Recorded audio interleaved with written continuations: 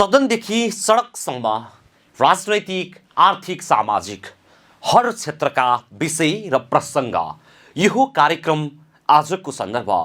नमस्कार, कार्यक्रम आजको सन्दर्भमा स्वागत छ। म दिपेश दाहाल। दर्शकवृन्द, कार्यक्रम आजको सन्दर्भमा हामी देशभर भएका सामाजिक, आर्थिक, राजनीतिक हर क्षेत्रका विषयलाई विश्लेषणात्मक रूपमा प्रस्तुत गर्ने गर्छौं। प्रदेश सरकार भौतिक पूर्वाधार विकास मन्त्रालय, यातायात पूर्वाधार निर्देशनालय, बागमती प्रदेश हेटौडा, मकवानपुरले आर्थिक वर्ष 2077-78 को सडक तथा पुलहरूको प्रगति विवरणको आज छलफल कार्यक्रम राखेको थियो। उक्त कार्यक्रमको उद्घाटन गर्नुहुँदै बागमती प्रदेशका मुख्यमन्त्री डोरमणि पौडेलले अभावको बीचमा पनि प्रदेश सरकारले कोरोना नियन्त्रणमा लागि परेको बताउनु भएको छ। बागमती प्रदेश सरकारले निर्माण सम्पन्न गरेको 11वटा पुल भर्चुअल माध्यमबाट उद्घाटन गर्दै मुख्यमन्त्री पौडेलले कोरोना महामारी नियन्त्रणसँगै प्रदेश सरकारले विकासको काममा पनि निरन्तरता दिएको बताउनु भएको छ। बागमती प्रदेशमा आर्थिक वर्ष 2077-78 मा सम्पन्न भएका झोलुङ्गे पुल तथा पक्की पुलहरूको समुद्घाटन समारोह ज्येष्ठ 3, 2078। आयोजक भौतिक पूर्वाधार विकास मन्त्रालय, बागमती प्रदेश हेटौडा। हामीले आज 10वटा पुल र एउटा झोलुङ्गे पुल र योभन्दा केही समय अगाडि धादिङको अर्को पुल पनि उद्घाटन भइसकेको सन्दर्भमा 11वटा पुल र एउटा झोलुङ्गे पुल यो आर्थिक वर्षमा सम्पन्न भइसकेको छ भने थुप्रै सङ्ख्यामा निर्माण हुने काम पनि भइरहेको छ। अघि यहाँले देख्नुभयो विवरण, सडकका विवरणहरू, हामीले कति सडकहरू निर्माण गऱ्यौँ, कति पुलहरू निर्माण भए भन्ने कुरा।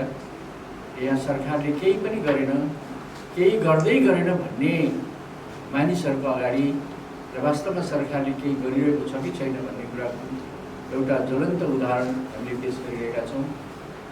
मलाई के लाग्छ भने बागमती प्रदेशमा एउटा कन्फ्युजन तपाईँहरूले पनि यो अस्तिको पालि उद्घाटन गर्दा पनि केही कुराहरू सरकारले, केन्द्र सरकारले बनाएकोलाई पनि हामीले बनायौँ भनेर उद्घाटन गऱ्यौँ भन्ने आवाजहरू पनि एक ठाउँमा सुन्यो, 2-4 ठाउँमा सुन्यो।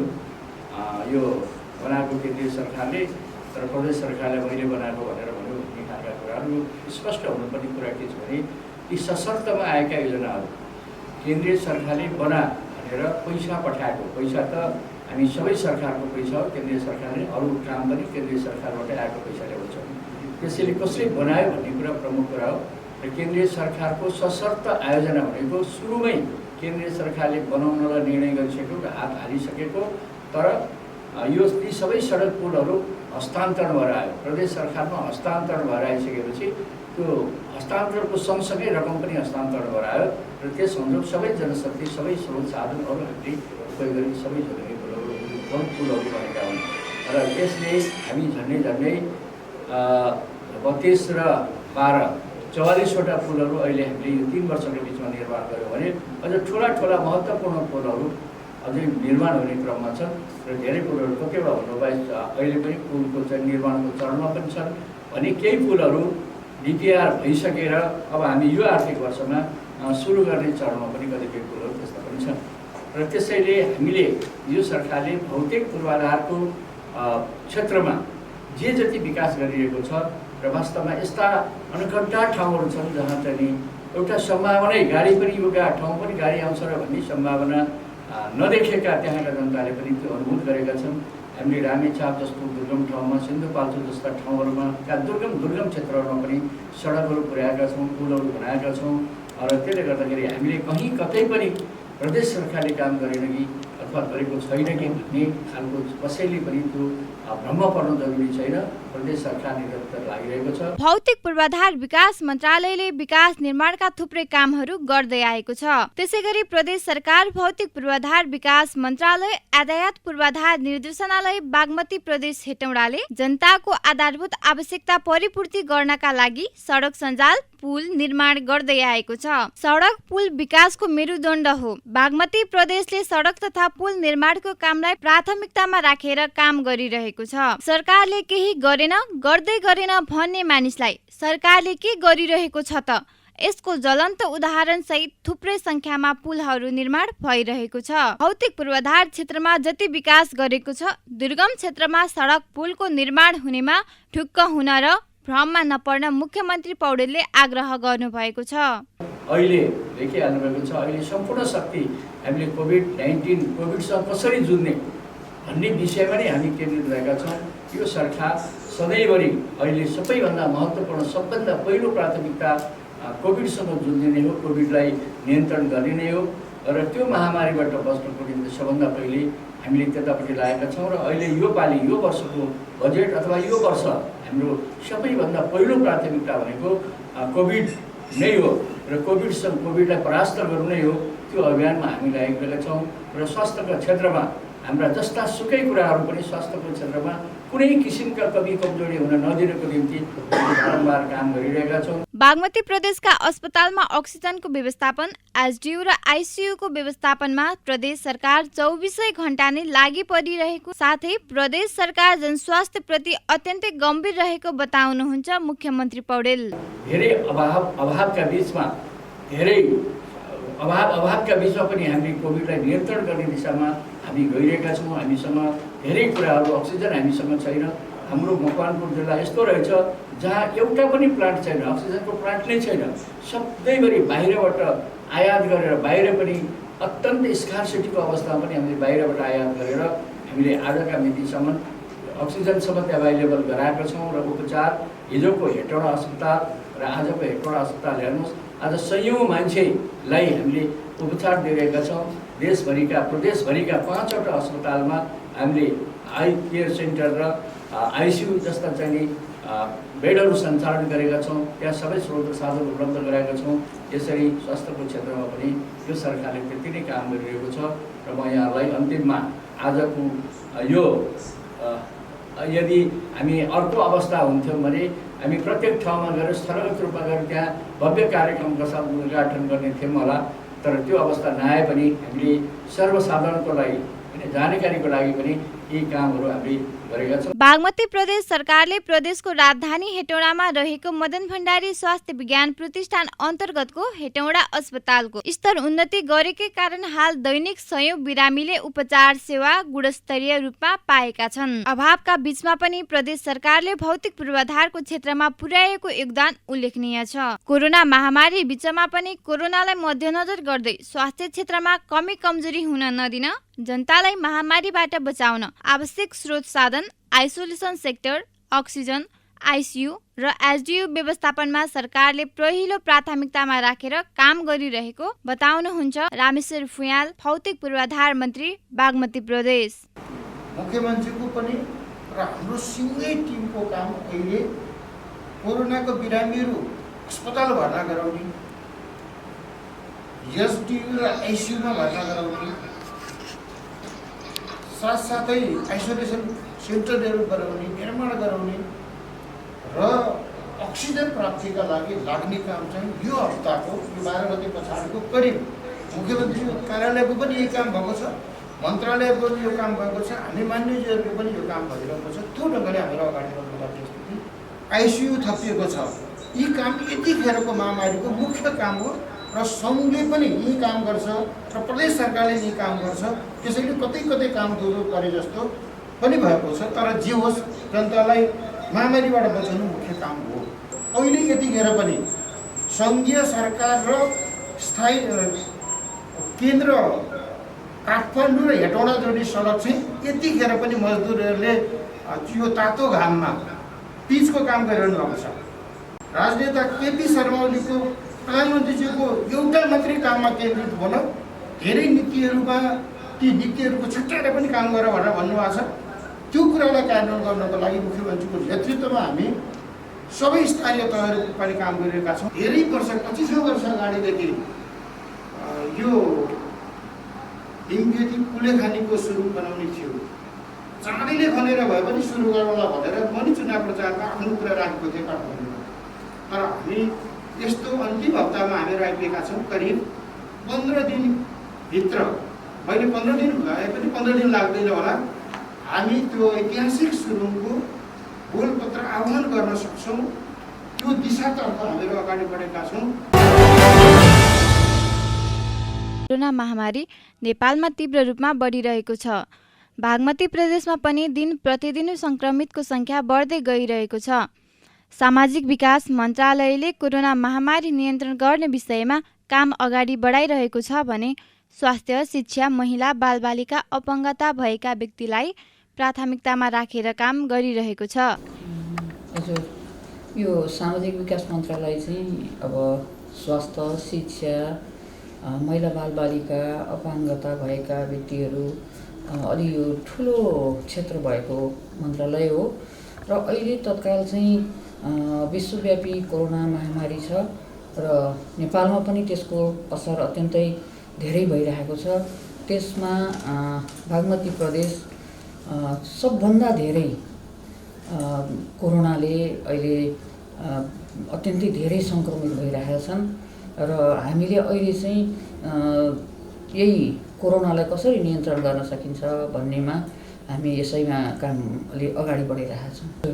पहिलो कुरो त जुन सरकारले अहिले लकडाउन गरेको छ र लकडाउन गर्दाखेरि हामीले त्यो लकडाउनलाई हामी अनुशासित भएर पहिलो कुरो त्यसलाई पालना गर्नुपर्छ भन्ने नै हामीले जनचेतना जगाइराखेको छौँ।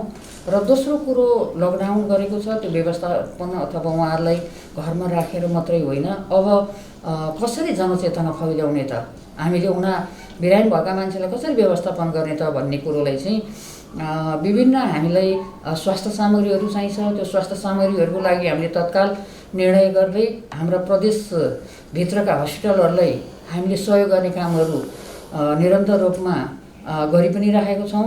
कतिपय स्थानमा अक्सिजन प्लान्टहरू तयारी भएको त्यसलाई व्यवस्थापन गरिरहेका छौँ र पिसिआर ल्याब अहिले नयाँ जुन दोलखामा पनि त्यो चाहिँ धेरै टाढाको जिल्ला थियो र धुलीखेलसम्म आउनुपर्ने थियो, अहिले त्यो दोलखा जिल्लामा चाहिँ पिसिआर ल्याब सञ्चालनमा आएको छ र बाँकी बागमतीका सबै जिल्लाहरूमा पनि त्यो पिसिआर ल्याब सञ्चालन गर्नको लागि हामीले योजनाहरू बनाइराखेका छौँ र सबै जनता अथवा हाम्रा स्वास्थ्यकर्मीहरू, सञ्चारकर्मीहरू सबैलाई हामीले आग्रह पनि के गरेका छौँ भनेदेखि हामी सरकारले मात्रै त्यो काम गर्न सक्दैन, हामीले सबैले सुसूचित जनताहरूलाई सुसूचित बनाउने र हामीले दूरी कायम गर्ने, मास्क लगाउने, मास्क सेनिटाइजर लगाउने र भिडभाडमा नगर्ने भन्ने खालको कुरो चाहिँ सबै मिलेर यो एउटा अत्यन्तै ठुलो लडाइँ हो। यो लडाइँ जित्नको लागि हामी सबै मिलेर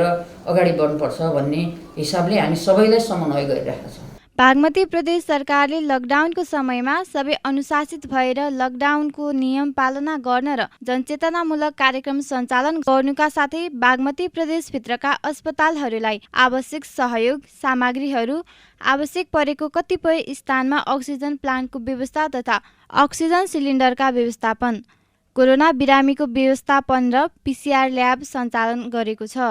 अब यसको सन्दर्भमा बागमती प्रदेश केन्द्रीय सरकारले पनि जुन काठमाडौँका 3टा जिल्लाको लागि केन्द्रीय सरकारले नै धेरै सहयोग त्यहाँ काम गरिरहेको छ र हामीले हस्पिटलले मात्रै त्यो पुग्दैन भनेर प्राइभेट हस्पिटलहरू, होटलहरू, पार्टी प्यालेसहरू यस्तो ठाउँमा चाहिँ व्यवस्थापन गर्ने, सामुदायिक भवनहरू त्यस्तो ठाउँमा चाहिँ गत वर्ष पनि आइसोलेसन क्वारेन्टिन बनाइरहेको ठाउँहरूलाई अहिले व्यवस्थापन गर्नको लागि हामीले नीति निर्देशनहरू दिने र त्यहाँ व्यवस्थापन गर्नको लागि हामीले सामग्रीहरू पनि दिने भन्ने खालको कुरो गरेछौँ।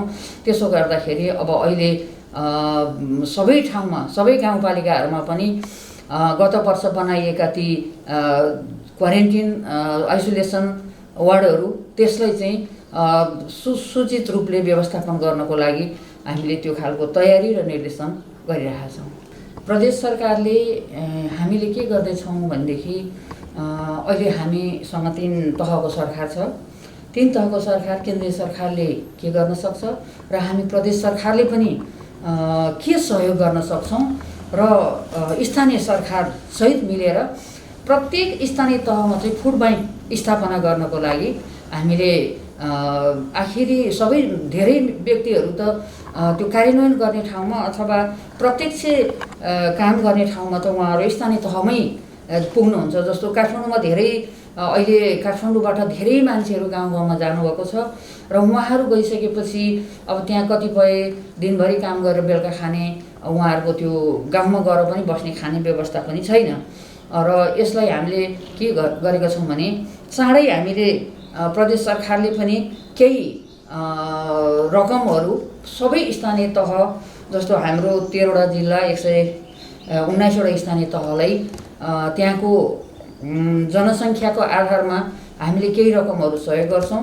जुन रकमले आइसोलेसन अनि क्वारेन्टिन त्यस पछाडि कतिपय खाना नपुग्नेहरूको लागि खाना दिनको लागि पनि यो व्यवस्थापन चाहिँ हामीले गरिरहेका छौँ। बागमती प्रदेशको 13 जिल्ला मध्येको ग्रामीण जिल्ला दोलखामा कोरोनाका बिरामी बढिरहेको अवस्थामा PCR ल्याब नहुँदा समस्या थियो। अब अहिलेको धुलीखेलमा ल्याब सञ्चालनमा आएपछि सजिलै कोरोना बिरामीको PCR लिन सहज भएको छ भने बागमती प्रदेशको 13 जिल्लामा पनि PCR ल्याब सञ्चालन गर्ने पूर्व तयारी भइरहेको छ। पहिलो कुरो त हामी स्वास्थ्य क्षेत्रमा नै प्राथमिकता त्यो दिनुपर्ने हुन्छ, किनभने सबैको स्वास्थ्य स्वस्थ रह्यो भने सबै बाँच्नु हो भने यो लडाइँलाई जित्नको लागि हामी सबै स्वस्थ रह्यौँ र सबैलाई बचाउन सक्यौँ भने यो हाम्रो एउटा सरकारको दायित्व पनि हो। पहिलो कुरो स्वास्थ्य क्षेत्रमा हुन्छ। त्यस पछाडि हामीले रोजगारीको क्षेत्रमा सानातिना रोजगारी जसले सहरमा बसेर रोजगारी गरिरहनु भएको थियो, अहिले उहाँहरूको रोजगारी गुमेको छ, गाउँमा जानुभएको छ, उहाँहरूको काम छैन, तर उहाँहरूलाई सानातिना रोजगारी गाउँमै बसेर रोजगारी गर्नको लागि त्यो रोजगारी सिर्जना गर्ने खालका बजेट हामीले निर्माण गर्छौँ र तेस्रो चरणमा मात्रै हामीले के गर्छौँ भने हिजोको जस्तो ठुला ठुला बरु विकास निर्माण भौतिक निर्माणहरू जस्ता होइन, धेरै हामीले गर्नुपर्ने चाहिँ उहाँहरूलाई रोजगारी सानातिना रोजगारी गरेर बाँच्न सक्ने बाँच्ने र बचाउनको लागि नै हामीले अहिलेको बजेटलाई त्यतातिर ध्यान दिनुपर्छ भन्ने हामीले लागेको छ। यति बेला कोरोना महामारीको जुन लडाईँ छ त्यसको सामना गर्न स्वास्थ्यकर्मी, सञ्चारकर्मी, सुरक्षाकर्मी र अन्य सम्बन्धित निकायहरूसँग बागमती प्रदेश सरकारले समन्वय गरिरहेको र सबैलाई सुसूचित गराउने, भौतिक दूरी कायम गर्ने, मास्क, सेनिटाइजरको प्रयोग गर्ने र भिडभाड नगर्न सबैलाई सरकारले बारम्बार अनुरोध गर्दै आएको छ। 3 तहको सरकार मध्ये केन्द्रीय सरकारले यस महामारीको समयमा के गर्ने भनेर नीति नियम बनाएर तर्जुमा गरेको छ। बागमती प्रदेशभित्रका 3 जिल्लामा कोरोनाको समयमा देखिएका समस्यालाई ध्यानमा राखेर आवश्यक सामग्रीहरू वितरण गरेको थियो भने दोस्रो चरणको कोरोना महामारीको समयमा विभिन्न पूर्व तयारी गरेको छ। प्रदेश सरकार र स्थानीय सरकार मिलेर बागमती प्रदेशका सबै 119 स्थानीय तहको प्रत्येक स्थानीय तहमा जनसङ्ख्याका आधारमा चाँडै नै प्रदेश सरकारले आइसोलेसन, क्वारेन्टिन र कतिपय खाद्यान्न अपुग ठाउँमा रकम वितरण गर्नेछ। मेरो सन्देश चाहिँ जो यो अहिलेको लडाइँ कोभिड विरुद्ध सबै फ्रन्ट लाइनमा सञ्चारकर्मीहरू अनि स्वास्थ्यकर्मीहरू, सुरक्षाकर्मीहरू र धेरै फ्रन्ट लाइनमा हुनुहुन्छ। फ्रन्ट लाइनमा हुनुहुने साथीहरू सबैले आफू पनि सुरक्षित रहनुहोस्। यहाँहरूले यो महत्त्वपूर्ण सबै जनसमुदाय बीच चाहिँ कोभिडबाट कसरी हामी जित्ने भन्ने खालको यहाँहरू लागिरहनु भएको छ। यहाँहरूलाई पनि स्वस्थ रहनुहोस् र तपाईँहरूको कार्यक्रम सफल रहोस् र हामी पनि स्वस्थ बनाऊँ। त्यसै गरी प्रदेशवासी सबै आम जनसमुदायहरू सबैले के गरौँ भनेदेखि हामी सुरक्षित रहनको लागि अहिले विश्वले हारेको कुरो एउटै हो। विश्वले नै के हार्यो भने विषय सानो छ, मास्क लगाउने, दूरी कायम गर्ने, भिडभाड नगर्ने भन्ने जुन खालको विषय चाहिँ सबैले त्यो भनिरहेको छ, तर त्यो कुरो कार्यान्वयन भएको छैन। सबै हामीहरू चाहिँ एउटा यो निर्देशनलाई पालना गऱ्यौँ भने हामी सबै बाँच्छौँ, बचाउँछौँ र यही मेरो विशेष गरेर अनुरोध छ सबै प्रदेशवासी दाजुभाइ, दिदीबहिनी, स्वास्थ्यकर्मी, सुरक्षाकर्मी अनि सञ्चारकर्मी साथीहरू सबैलाई मेरो यो चाहिँ अनुरोध छ। हामीले यतिखेर सबै मिल्यौँ भने हामीले सकारात्मक सन्देश दिन पनि सक्छौँ, हामी सबै बाँच्न सक्छौँ, बचाउन सक्छौँ। यहाँहरूलाई पनि हार्दिक यो शुभकामना छ। नयाँ आर्थिक वर्षको बजेट निर्माण गर्दा स्वास्थ्य क्षेत्रलाई पहिलो प्राथमिकतामा राखेर बजेट छुट्याउने र रोजगारी गर्ने रोजगारहरूलाई कोभिडको समयबाट ग्रस्त नहुन भनेर गाउँमा नै सानातिना रोजगार गर्नका लागि बजेट तर्जुमा गर्ने तयारी भइरहेको छ। कोभिडबाट आफू पनि सुरक्षित बन्ने र अरूलाई पनि सुरक्षित हुने अवलम्बन गर्ने र गराउने साथै आफू पनि बचाउँ र अरूलाई पनि बचाउन बागमती प्रदेश सरकारले प्रदेशवासीलाई निर्देशन पालना गर्न आग्रह गरेको छ। विश्वव्यापी रूपमा फैलिएको कोरोना संक्रमणले सबै मानिसहरू यति बेला त्रसित बनेका छन्। नेपाल पनि यो समस्याबाट गुज्रिएको छ। नेपालका विभिन्न क्षेत्र यति बेला भयावह रहेका छन् भने पहिलाको कोरोना भाइरस के हदसम्म नियन्त्रण भए तापनि अहिले दोस्रो लहरको कोरोना भाइरस एकदमै खतराजनक साबित भएको छ। केही समय कोरोना नियन्त्रणमा आए पनि फेरि अहिले दोस्रो लहरको कोरोना संक्रमण फैलदै गएको अवस्थामा बागमती प्रदेश सरकारले जनताको स्वास्थ्यलाई ध्यानमा राखेर काम गरिरहेको छ। प्रदेश सरकारले स्थानीय तह, सुरक्षा निकाय, केन्द्रीय सरकारसँग समन्वय गरेर काम गरिरहेको छ। अहिले हामी गत सालदेखि नै कोभिडकोबाट सङ्क्रमित छौँ र हाम्रो मूल फोकस चाहिँ हिजो पनि स्वास्थ्य क्षेत्रमै थियो। कोभिडबाट कसरी पार पाउने भन्ने नै हामी थियो र अहिले बिचमा केही सुधारिएको अवस्था अब प्रदेशको चाहिँ विकास निर्माण र अन्य कामले गति लिएको अवस्था थियो र फेरि एकाएक हामी चाहिँ अहिले दोस्रो चरणको कोभिड भेरिएन्टमा परेका छौँ र यो अझ धेरै खतरनाक रूपले अगाडि बढिरहेको छ र अहिले हामी सबैभन्दा पहिलो प्राथमिकतामा जनताका स्वास्थ्य कुरालाई ध्यानमा राखेर यो कोभिडसँग चाहिँ कसरी यसबाट मुक्ति प्राप्त गर्न सकिन्छ त्यो काममा नै सबभन्दा बेसी अहिले ध्यान केन्द्रित भएको छ र सरकारले सबै आफ्नो निकायहरूलाई त्यसतिर परिचालन गर्ने भन्ने ढङ्गले कार्यक्रमहरू पनि अगाडि बढाएको छ र हामी स्थानीय तहसँग त्यसपछि सुरक्षा निकायसँग र माथि केन्द्रसँग सहित एउटा कोअर्डिनेसन गरेर संयोजन गर्दै यो विषयलाई प्राथमिकताका साथ हामी अगाडि बढाइरहेका छौँ। प्रदेश सरकारको आफ्नै नीति र कार्यक्रम छ। हामीले जुन पास गऱ्यौँ प्रदेश सरकारले बजेट पास गरेको छ र हामीले पास गरेका गत साल अथवा त्योभन्दा अघिल्लो साल पास गरेका नीति र कार्यक्रमहरूले हाम्रो प्रदेशलाई कहाँ पुर्याउने भन्ने एउटा प्रष्ट अवधारणा त्यो नीति र कार्यक्रममा प्रस्तुत भएको छ र हामी त्यही नीति र कार्यक्रम अनुरूप अगाडि बढ्ने प्रयास गरिरहेका छौँ। हामीका बिचमा आएका केही अप्ठ्याराहरू थिए, अहिले पनि छन्। ती अप्ठ्यारा भनेको पहिलो वर्ष हामीसँग हाम्रो आफ्नो संयन्त्र भएन, कर्मचारीहरू भएनन्, त्यसैले हामीले हाम्रो कामलाई हाम्रो संयन्त्र मार्फत परिचालन गर्न सकेनौँ र केही अप्ठ्याराहरू त्यही आए। अर्को वर्ष आउँदा हामी चाहिँ कोभिडबाट एउटा आक्रान्त बनेका छौँ। केही हाम्रा संरचनाहरू त हामीले निर्माण गऱ्यौँ तर पनि त्यो फेरि कोभिडको कारणले हामी केही थलिएका छौँ र त्यसमै पनि हामीले ओएनएम बनाएर कर्मचारीलाई व्यवस्थित गर्ने, त्यसपछि सबै जिल्लाहरूमा हाम्रा निकायहरूको स्थापना गर्ने भनेर लागेका थियौँ। तर त्यसमा पनि केही साथीहरू मुद्दामा जाने र त्यो काम गर्न नदिने वातावरण बनेको छ। त्यसलाई पनि हामी अब बिस्तारै चिर्दै अगाडि बढ्नेछौँ र अहिले हाम्रो यो प्रदेशमा भनेको यो देशकै सबभन्दा ठुलो प्रदेश हो जनसङ्ख्याको हिसाबले, तर अन्य हिसाबले पनि हामीले हेर्दाखेरि जनताको चाहिँ लिभिङ स्ट्यान्डर्डलाई हामी हेर्ने हो भने अरू प्रदेशको भन्दा माथिल्लो तहमा पाउँछौँ। प्रति व्यक्ति आए पनि हामी अन्य प्रदेशमा भन्दा माथिल्लो तहमा पाउँछौँ। शिक्षाको क्षेत्रमा पनि त्यही पाउँछौँ र यो देशकै राजधानी पनि भएको प्रदेश भएकोले यहाँको जनताहरूको एक्सपेक्टेसन आकाङ्क्षा पनि एकदम उच्च तहको छ, के हुनुपर्छ भन्ने खालको छ र हामी अहिले दुईवटा पाटोमा सिङ्गौलाई विभाजन गरेर काम गर्नुपर्छ भनेर लागेका छौँ। एउटा भौतिक निर्माणको पाटो र अर्को सामाजिक विकासको पाटो। हामी दुईवटालाई सँगसँगै लैजानुपर्छ भन्ने छौँ। हामी लामो समयसम्म भौतिक निर्माणका क्षेत्रमा धेरै पछाडि रह्यौँ। अहिले पनि यस्ता पालिकाहरू छन् जुन पालिकाको केन्द्रसम्म मोटर बाटो पुगेका छैन, पक्की बाटो नपुगेका पालिकाहरू पनि छन्। कतिपय नगरपालिकाकै सदरमुकाममा पनि पक्की बाटो नपुगेको अवस्था छ। त्यसैले हामीले ती खालका कुराहरूलाई एउटा प्राथमिकता राखेका छौँ र राख्नुपर्छ, भौतिक संरचना निर्माण गर्ने खालको कुराहरूलाई। त्यसै गरी अहिले हाम्रो प्राथमिकतामा हामी काठमाडौँसँग जोड्ने भनेर एउटा सुरुङ मार्गको चाहिँ कुरा पनि अगाडि बढाएका छौँ। त्यसपछि हामीले चाहिँ एउटा वातावरणीय हिसाबले अनुकूलित हुने ढङ्गले चाहिँ इलेक्ट्रिक बसको कुराहरू अगाडि बढाएका छौँ। धेरै ठाउँमा चाहिँ सिँचाइ र खानेपानीका योजनाहरू अगाडि बढेका छन्।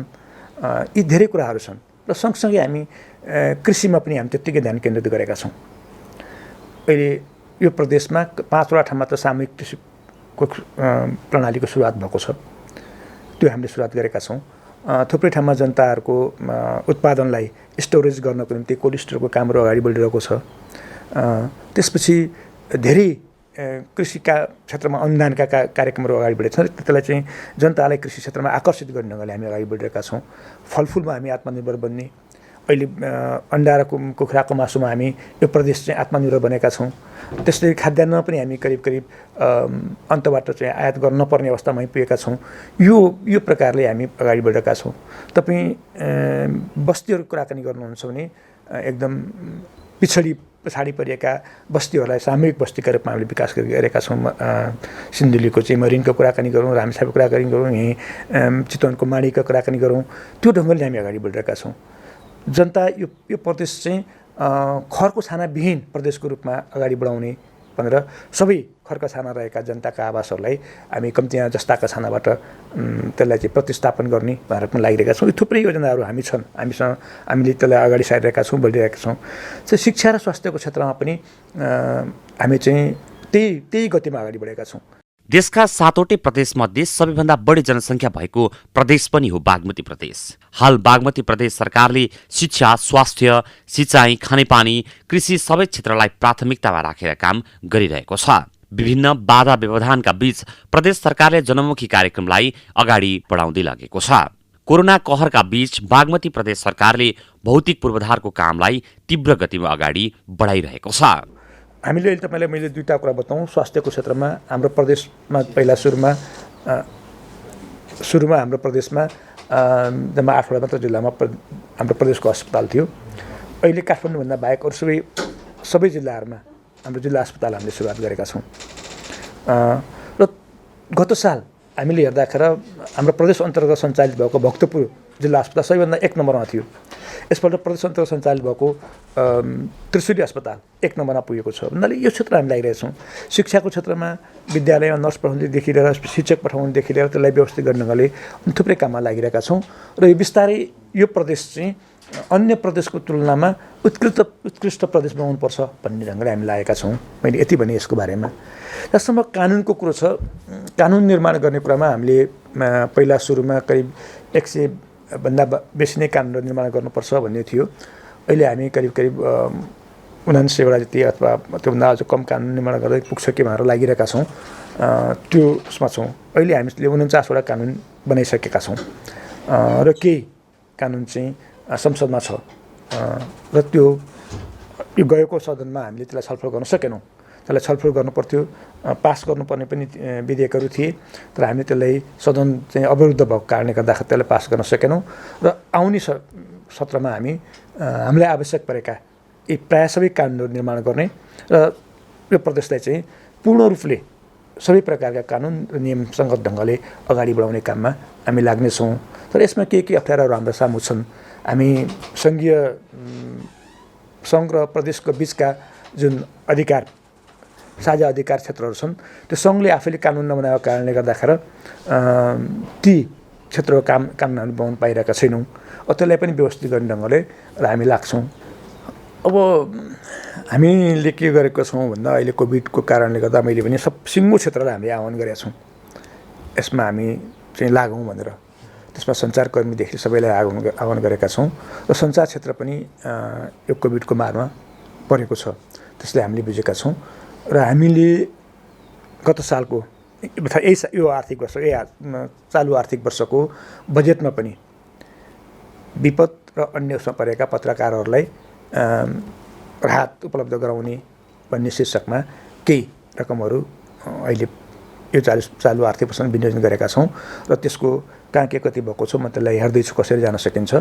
हामी त्यही बजेटबाट पनि अहिले साँच्चै कोभिडको मारमा पर्नुभएको पत्रकारहरूलाई केही राहत फेलोसिप उपलब्ध गराउन सक्यो भने गराउनुपर्छ कि भन्ने सोचमा छौँ। तर त्यसका पनि कतिपय कुराहरू कार्यविधि नबनिसकेको कारणले गर्दाखेरि यसरी नै दिन्छौँ भन्न सक्ने छैन। तर सहयोग गर्नुपर्छ पत्रकारहरूलाई भन्ने कुरामा हामी सचेत छौँ। र सँगसँगै अर्को कुरा के पनि छ भने हामी चाहिँ अन्य विभिन्न क्षेत्र जस्तै यो सञ्चार पनि एउटा उद्योगको रूपमा यसलाई लग्नुपर्छ। यसलाई उद्योगको रूपमा लगौँ सञ्चार क्षेत्रलाई पनि। र अन्य उद्योगहरूले जस्तै गरी सञ्चार क्षेत्रमा काम गर्ने साथीहरूले पनि सरकारबाट प्राप्त गर्ने यो डाइरेक्ट सहयोगको कुरा होस् अथवा लोनको ऋणको कुराहरू हुन् त्यो प्राप्त गर्न सक्ने गरी यसलाई त्यो रूपमा अगाडि बढाउँ भन्ने सोच पनि हामीले बनाइरहेका छौँ। स्वास्थ्य क्षेत्रमा पनि अन्य प्रदेशभन्दा अगाडि छ बागमती प्रदेश। प्रदेशका 13 जिल्लामध्ये 8वटा जिल्लामा जिल्ला अस्पतालहरू सञ्चालनमा रहेका छन् अनि देशकै ठूला अस्पतालहरू पनि बागमती प्रदेशभित्रै रहेका छन्। हाल प्रदेश सरकारले प्रदेशका दूरदराजसम्म स्वास्थ्य सेवा विस्तार गर्ने लक्ष्य लिएर काम गरिरहेको छ। यस्तै शिक्षाको क्षेत्रमा बागमती प्रदेश सरकारले काम गरिरहेको छ। प्रदेशका प्रत्येक विद्यालयमा योग्य शिक्षक, एक विद्यालय एक नर्सको कामलाई प्राथमिकतामा राखेर प्रदेश सरकारले काम गरिरहेको छ। यो प्रदेश चाहिँ हामी पहिला पनि नेकपा एमाले एक्लै बहुमत प्राप्त गरेको प्रदेश हो। हामी 110 मध्ये 58 सिट हामीले जितेका थियौँ र नेकपा एमालेको सिङ्गल मेजोरिटी प्राप्त र नेकपा एमाले एक्लैले सरकार बनाउन सक्ने अवस्थामा हो। र पछि हामी पार्टी एकतापछि नेकपा भन्दाखेरि हामी 2/3 उसमा थियौँ। अहिले फेरि फागुन 23 को निर्णयपछि हामी नाम्ने भएको छौँ र अहिले पनि हामी यो प्रदेशमा एक्लै बहुमत छौँ, एकल बहुमत छौँ। त्यो एक्लै बहुमत भएको कारणले गर्दा सरकार चलाउनको निम्ति सदनभित्रको त्यस्तो अप्ठ्याराहरू केही होइनन्। तर आन्तरिक समस्याहरू हामीसँग छन्, त्यसलाई हामी सबैले जानेका विषयवस्तु हुन् र हामीले पनि त्यसलाई स्वीकार्नै पर्छ। हामीसँग आन्तरिक समस्याहरू छन् पार्टीभित्रका र मलाई के लाग्छ भने हाम्रो भित्रका आन्तरिक कुराहरूलाई हामीले पार्टीभित्रै छलफल गरेर त्यसको समाधान निकाल्नुपर्छ। बागमती प्रदेशमा हाल 49वटा कानुनी विधेयक पास भएका छन् भने अन्य धेरै कानुनहरू संसद भवनमै थलिएका छन्। समग्रमा भन्ने हो भने बागमती प्रदेशलाई सबै किसिमका नियम कानुनमा समृद्ध बनाउने लक्ष्य लिएर बागमती प्रदेश सरकारले काम गरिरहेको छ। हामी धेरै पटक हामीले छलफल गरेका छौँ, बहस चलाएका छौँ। हामी महाधिवेशन जाँदाखेरि चाहिँ भिन्नै प्यानल बनाएर उम्मेदवार दिएर आएका छौँ। यी सबै कुरा चाहिँ थ्याक्न सक्ने नेकपा एमाले अहिलेको बहस थ्याक्न सक्दैन जस्तो मलाई लाग्दैन। सक्छ, तर त्यो पार्टीभित्रै बसेर छलफल गर्नु पर्यो। पार्टीभन्दा बाहिर हुने समानान्तर गतिविधिले पार्टीलाई बलियो बनाउँदैन र नेताहरूलाई स्थापित पनि गर्दैन। त्यसैले मेरो नेतृत्व पङ्क्तिसँग आग्रह के छ भने तपाईहरुलाई हामीले हिजोदेखि नेता मानेका छौँ। तपाईहरु देशको चाहिँ विभिन्न प्रमुख ओहदामा पुग्नु भएको छ राज्यको। त्यो व्यक्तित्वहरू सँगै बस्नुस्, छलफल गर्नुस्, पार्टीभित्रै छलफल गरौँ, पार्टीभित्रै हाम्रा चाहिँ विवादहरूलाई समाधान गरौँ। मलाई थाहा छ हामी चाहिँ हिजो धेरै पटक 39 सालको विवादको कुराकानी गरौँ अथवा चाहिँ जनता बौद्धले धन्यवाद पास गर्ने बारेमा 51 सालको चाहिँ कुराकानी गरौँ, 54 सालको विवादको कुराकानी गरौँ। हामीले देखे 54 साल नेकपा एमाले विभाजन भयो, तर फेरि पनि त्यो नेकपा माले भन्ने पार्टी स्थापित हुन सकेन। त्यसैले विभाजनले हामी कसैलाई पनि स्थापित गर्दैन र त्यतिखेर हामी नेकपा एमाले अत्यन्तै पपुलर थियो जनताको बिचमा, बहुमत ल्याउने स्थिति थियो, हामीले त्यो गुमायौँ। फेरि अहिले पनि त्यो अवस्थाबाट हामी पर जानुहुन्न। मैले आग्रह गर्न चाहन्छु सबै नेताहरूलाई, कार्यकर्ता साथीहरूलाई, हामी सबैको बलले, हाम्रो सबैको प्रयासले यो पार्टीलाई एकजुट बनाउने हो भन्ने मलाई लाग्छ। र हाम्रो प्रदेशभित्र पनि हामीले चाहिँ हाम्रा संसदीय दलको बैठकहरू बसेका छौँ। म आफै मुख्य सचेतक हुँदाखेरि पनि सबै नेताहरूसँग कोअर्डिनेसन गरेर सबै बोलाएर हामीले दलको बैठक सहमतिका साथ नै धेरै कुरा निर्णय गरेका छौँ। त्यसभन्दा पछाडि पनि अब आउने दिनमा पनि सहमतिका साथ जान सकिन्छ। सहमतिका साथ हामीले सबैले सल्लाह गरेर नेकपा एमालेको चाहिँ एउटा शक्ति भनेर यो प्रदेशका चाहिँ सबै समृद्धि लैजाने बाटोमा लाग्नुपर्छ र त्यो सम्भव छ भन्ने मलाई लाग्छ। बागमती प्रदेशका 13वटा जिल्लामा प्रदेश सरकारले स्थानीय तहसँगको समन्वयमा विकास निर्माण सँगसँगै अन्य धेरै काम गरिरहेको छ। यति बेला बागमती प्रदेश सरकारले स्वास्थ्य, शिक्षा लगायतका कार्यलाई प्राथमिकतामा राखेर काम अगाडि बढाएको छ। अवस्था कार्यक्रम आजको सन्दर्भ आजलाई यति नै। भोलि फेरि नयाँ विषय र प्रसङ्गसहित उपस्थित हुने नै छौँ। तबसम्मका लागि आज्ञा दिनुहोस्। नमस्कार।